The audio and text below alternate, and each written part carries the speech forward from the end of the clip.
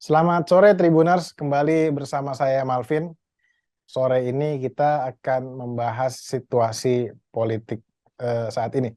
Momen keakraban Menteri Pertahanan Prabowo Subianto dengan Gubernur Jawa Tengah Ganjar Pranowo di Jawa Tengah yang disebut-sebut sebagai bentuk ikhtiar Presiden Joko Widodo mempromosikan kedua figur tersebut di Pilpres 2024.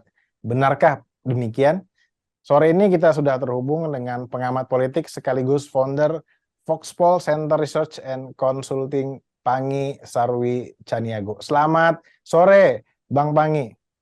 Sore Bang Malvin, sore Tribuners, sore semua. Indonesia, Semoga saya dari Sumatera Barat ya, dari Padang. Ini di desa, ini di kampung. Jadi mohon maaf tadi. ya Bang, sehat Bang Pangi. Sehat, Alhamdulillah Bang Malvin. Salam Baik, hormat, salam sehat. Salam siap, untuk Tribuners seluruh Indonesia. siap Bang Pangi. Bang Pangi, Pak Jokowi mengajak Prabowo dan Ganjar dalam kunjungan kerjanya di Kebumen. Kemudian oleh sebagian kalangan hal itu ditafsirkan sebagai bentuk dukungan Jokowi kepada kedua tokoh tersebut. Bagaimana pendapat Anda? Pertama, begini Bang Malvin, setiap masyarakat punya mazhab perspektif yang bisa berbeda-beda untuk merespon terkait dengan pertemuan Pak Prabowo, kemudian ada Mas Ganjar dan ada Pak Jokowi. Jadi apa yang bisa ditangkap di capture di situ bermacam-macam. Bisa ada tafsir yang mengatakan bahwa Pak Jokowi punya jagoan presiden yaitu ada Mas Ganjar dan Pak Prabowo yang akan di-endorse, yang akan didukung oleh Pak Jokowi sebagai kelanjutan dari pemerintahan Pak Jokowi untuk melanjutkan legasi pemerintahan Pak Jokowi yang dianggap yang kedua bisa saja Pak Prabowo dan Pak Ganjar dianggap satu chemistry, satu jalan pikiran yang sama-sama di dalam pemerintahan yang Pak Jokowi punya trust untuk kedua ini untuk melanjutkan pembangunan infrastruktur dan semuanya. Yang ketiga adalah bisa juga tafsirnya ini berbeda. Tafsirnya masyarakat awam juga mengatakan ini kenapa nggak sekalian ada Pak Anies gitu.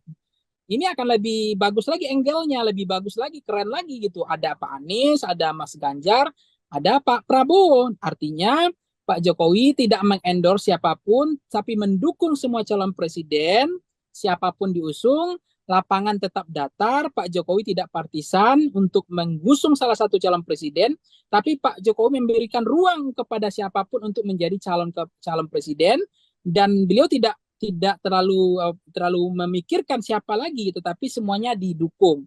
Itu pendapat juga bagi masyarakat. Karena apa? Ketika Joe Biden mengusung misalnya diusung oleh Obama, itu Obama 5 tahun tidak berkuasa. Jadi kemungkinan ada penyelenggara pemilu yang terpaksa, Bawaslu, pemilu kita lebih berkualitas, lebih independen, tidak partisan karena memang tidak presidennya lebih berpikir tidak partisan netral itu juga baik untuk pesta dan demokrasi kita supaya presiden tidak terlalu terlibat di dalam politik ini dianggap presiden tidak terlalu partisan itu juga bagus sehingga semuanya wajar kita lihat misalnya Bang Malpin di dalam setiap pertemuan Pak Jokowi selalu mengendorse siapapun di dalam pertemuan Golkar beliau mengendorse Pak Erlangga ada pertemuan PKB beliau mengendorse Pak Caimin misalnya di dalam pertemuan ada Pak Erik, beliau juga absen Pak Erik. Kemudian dia absen juga apa namanya semua calon-calon presiden yang potensial Ridwan Kamil misalnya, termasuk ada Mas Ganjar, kemudian ada Pak Prabowo. Nah, cuma memang yang agak aneh memang Pak Jokowi jarang saya lihat saya dengar itu mengendorse atau mempromosikan Mbak Puan itu juga menjadi catatan. Kenapa gitu? Karena mestinya semuanya diberikan ruang. Pak Jokowi juga pernah bilang semuanya akan diabsensi, semuanya akan diberikan ruang Pak Jokowi akan mendukung semuanya, itu bagus sebetulnya untuk kualitas pemilu kita sehingga pemilu kita itu lapangannya datar. Itu harapan kita supaya tidak ada intervensi dan seterusnya dan seterusnya. Kecuali mohon maaf kalau nanti Pak Jokowi sudah tidak lagi bertahun menjadi presiden 5 tahun yang akan datang. Nah, itu bisa Pak Jokowi mendukung salah satu calon presiden. Tapi baiknya untuk konteks sekarang menurut saya beliau jangan terlalu partisan karena ada dua resiko. Resiko pertama adalah kalau betul jagoannya Pak Jokowi menang nanti dukungan beliau benar tepat itu baik bagi Pak Jokowi dan bagi pemerintahan dia ke depannya gitu termasuk legitimasi legasi programnya termasuk keberlanjutan beliau dan keluarganya gitu. Tapi ingat ketika Pak SBY salah memberikan dukungan misalnya, salah mengendorse calon presiden, ketika itu Pak SBY mengusung Pak Prabowo, tidak mengusung Pak Jokowi, akhirnya apa? Partainya babak belur, kemudian semua prestasi, semua capaian, semua kinerja Pak SBY nggak dianggap, karena dianggap terlalu berpihak gitu pada waktu, meskipun kita objektif, Pak Prabowo juga tidak terlalu berpihak pada masa itu dibanding misalnya Pak Jokowi hari ini mau mengambil mana gitu, apakah tetap mengambil mazhab pertama atau akan berpihak kepada salah satu calon presiden gitu, karena setiap keputusan yang beliau ambil, setiap peta atau jalan politik atau rute politik yang beliau ambil itu ada konsekuensi dan dia harus siap menanggung beban itu gitu. Bang Pangi, ada yang mengatakan bahwa Pak Jokowi hari ini tuh masih merasa ada kekhawatiran, ada keraguan tentang siapa capresnya ke depannya. Ya, seperti yang tadi disinggung, dia ingin memastikan agar legasinya dia soal IKN itu masih berlanjut. Sehingga menurut dia ya, dia ingin memastikan bahwa siapapun capresnya masih dalam koridor tersebut. Kalau menurut Anda pendapat seperti itu bagaimana? Ya sebenarnya kalau kita mengacu ke regulasi aturan, negara ini tidak boleh membangun berdasarkan dukung-mendukung, berdasarkan ganti presiden, ganti selera, ganti presiden, ganti kebijakan. Ini kan berbahaya sebetulnya. Banyak kemudian program karena gengsi politik, karena pilihan berbeda dengan presiden sebelumnya, banyak program-program yang tidak berlanjut, tidak dilanjutkan atau terbengkalai misalnya. Termasuk menurut saya Hambalang itu juga menurut saya mohon maaf itu merugikan rakyat karena itu uang rakyat, pajak yang dibayar masyarakat. Mestinya kan walaupun itu adalah kebijakan Pak SBY, itu kan mestinya bisa dilanjutkan gitu karena lagi-lagi rakyat yang rugi. Nah, ini model pemerintahan kita menurut saya agak kacau ya. Kemudian kalau kita lihat Lee Kuan Yew ya, termasuk Pak Soeharto itu ya, punya repelita, punya program 20 tahun, 30 tahun, 50 tahun, 100 tahun Singapura itu seperti apa. Itu luar biasa, kita belajar dari Singapura. Siapapun presidennya, siapapun bupati wali kotanya, tetapi negaranya punya trayek, punya rute, punya program 50 tahun, 100 tahun itu mau dibawa kemana negaranya. Sehingga presiden yang terpilih tidak berdasarkan soal like or dislike, mau melanjutkan atau tidak, atau gengsi politik, tidak. Tapi mau siapapun presidennya, tetap program, legacy, atau kebijakan presiden sebelumnya. Karena itu adalah perintah undang-undang, perintah konstitusi, dia harus teruskan gitu. Jadi menurut saya, sebetulnya kalau negara sudah memutuskan bahwa IKN adalah amanah tanggung jawab perintah amanat perintah undang-undang misalnya, harusnya tidak ada problem lagi mau Anies, mau Ganjar, mau Prabowo, tetap IKN akan berlanjut. Karena itu bukan ambisinya Pak Jokowi, itu adalah program kebijakan strategis nasional. Itu adalah kegiatan, itu amanat undang-undang gitu, yang mestinya tidak ada persoalan lagi mau melanjutkan mau tidak, harus dilanjutkan siapapun presidennya. Karena inilah perintah undang-undang, amanat undang-undang, bukan hanya soal karena soal yang tadi itu yang menurut saya kacau gitu, model seperti ini. Jadi menurut saya nggak perlu ada debat soalnya kalau nanti Ganjar terpilih, mau Anies terpilih, mau Prabowo terpilih, IKN tetap lanjut karena itu perintah undang-undang gitu.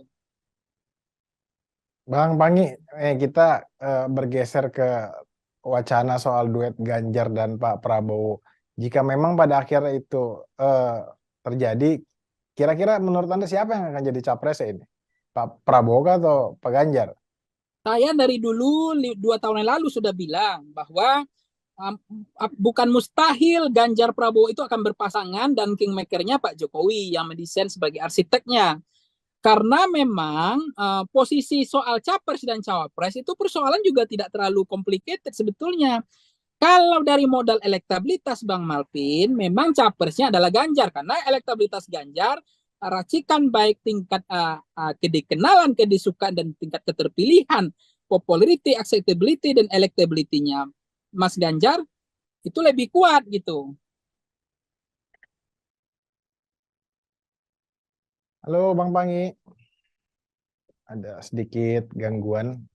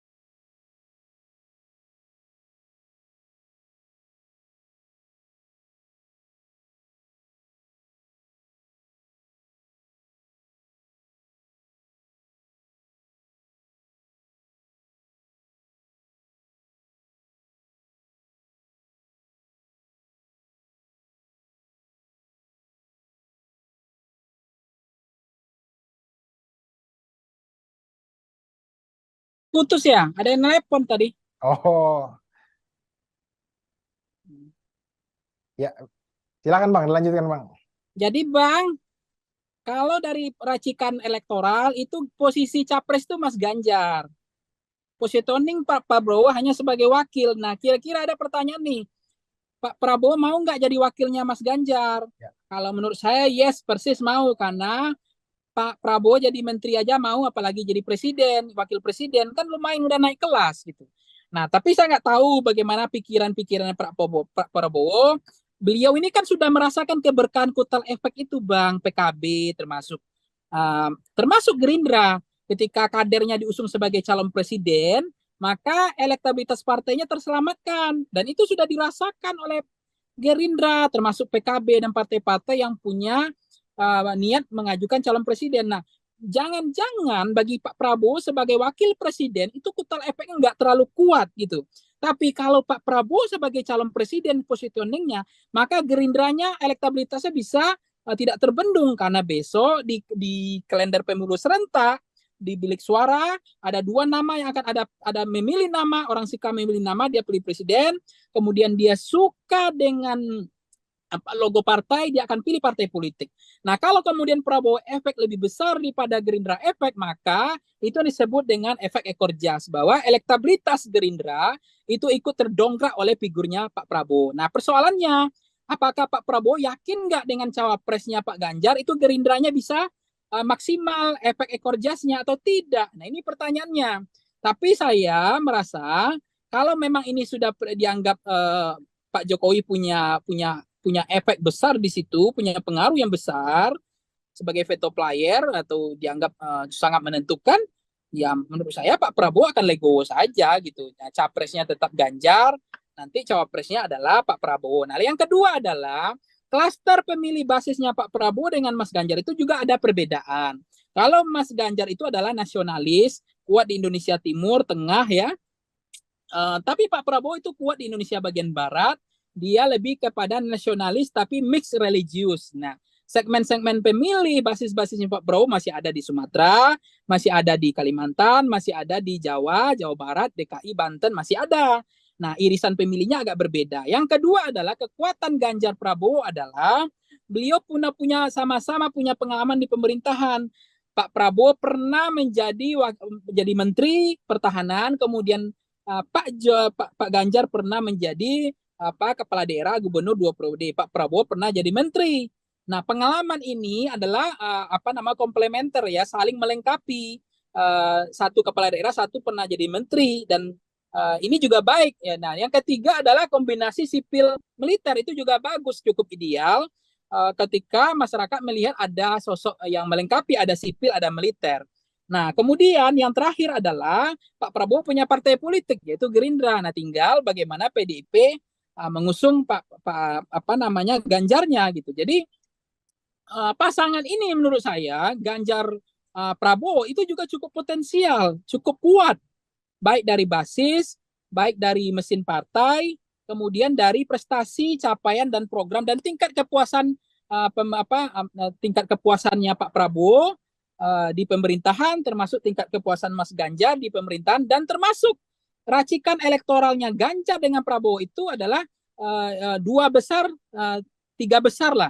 Kalau enggak biasanya kan Ganjar, Prabowo, Anies, Anies, Ganjar, Prabowo, Prabowo, Anies, Ganjar, hasil supaya begitu-gitu aja. Ya, ya. Nah, ini artinya mereka ini kuat gitu kalau berpasangan. Nah, bicara soal elektoral nih kan secara matematik dua orang ini kan sangat tinggi. Artinya tadi sudah dibahas selalu masuk dalam tiga besar. Artinya kalau dua orang ini bergabung tentu banyak yang mengatakan ini Pilpres cukup mudah dan hanya berlangsung satu putaran. Tapi pertanyaannya, Bang Pangi, apakah nanti dalam prakteknya sesederhana itu? Di dalam politik selalu ada awan hitam, ada awan putih, ada cuacanya mendung, ada angin ya. Politik ibarat cuaca, kadang-kadang mendungnya di Depok ya hujannya di Jakarta kan begitu. Itu politik. Nah, artinya politik ini kan cair dinamis. Nah, kadang-kadang antara teori dengan praktek belum tentu ketemu. Artinya bahkan ada politik kita itu bermain pada injury time last minute. di menit-menit terakhir. Itu juga ada kejutan-kejutan, namanya politik efek kejut gitu.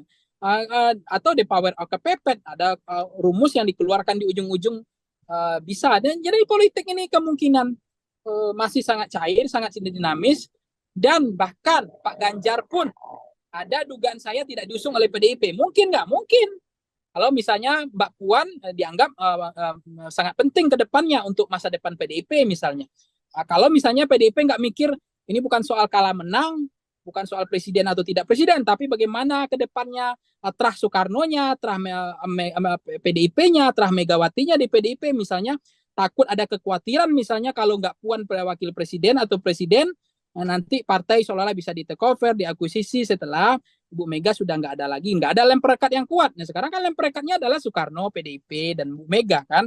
Nah ini ada kemungkinan Pak Anies juga nggak diusung ya? Mungkin juga kalau misalnya Demokrat keluar misalnya karena tertarik dengan ada ada harapan baru, ada harapan yang menarik misalnya AHY jadi wakil presiden misalnya, sementara di koalisi perubahan tidak ada, buntu deadlock.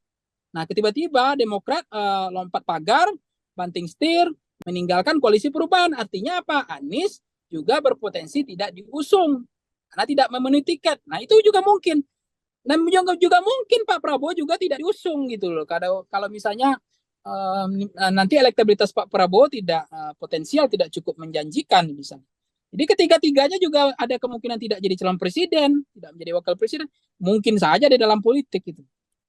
Tapi kembali ke pertanyaan saya, kalau dua orang ini bergabung, berduet, apakah peluang menangnya sangat besar, Bang Pangi? Karena kan secara elektoralnya kan ya tiga besar, mereka selalu ada di tiga besar ini. Ya Apakah kalau dari sesederhana itu peluang, nanti?